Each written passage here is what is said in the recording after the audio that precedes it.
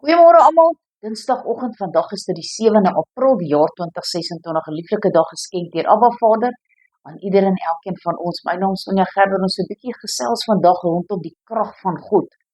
Nou die krag van God word beskryf as 'n lewende, skepende, reddende krag wat deur die Heilige Gees in gelowiges werk. Dikwels volbring dit ook in ons menslike swakheid. Christus se woord is self die bron van hierdie almagtige krag.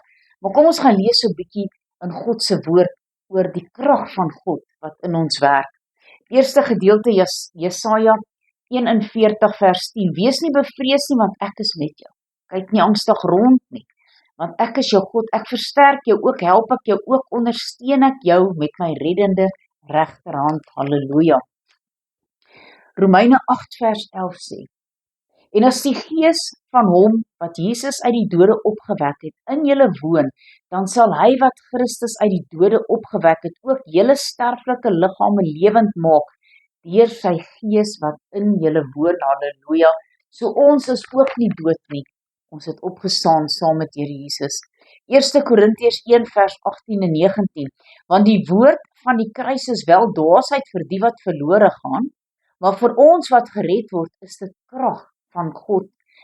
Want daar is geskrywe, ek sal die wysheid van die wyse mense vernietig en die verstand van die verstandige mense sal ek tot niet maak. Halleluja.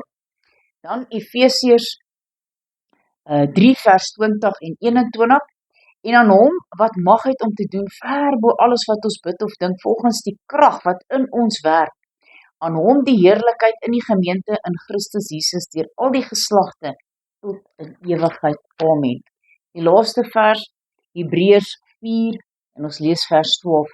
Want die woord van God is lewend en kragtig en skerper as enige tweesnydende swaard en dit dring deur tot die skeiding van siel en gees en van gewrigte en murg en is 'n beoordelaar van die oorlegginge en die gedagtes van die hart.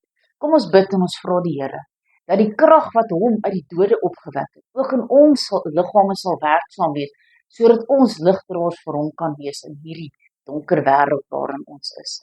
Almagtige God en Hemelse Vader, Here, U is God en daar is niemand soos U. Here, baie dankie dat U God vir Jesus uit die dode uit opgewek het en daardie selfde krag is nou werksaam in ons, sodat ons lewend kan wees, sodat ons ook kan weet hoe om te wandel volgens die woord van God. Here, dat ons altyd deur in die woord van God sal wandel, wysheid en kennis en insig sal bekom, sodat wanneer mense ons vra rondom die woord van God, dat ons daardie kennis kan oordra deur die werking van die Heilige Gees wat werksaam is in ons, want dis daardie selfde krag wat ons help om ook die woord vir ander mense te kan deurgee. Here, baie dankie vir U woord.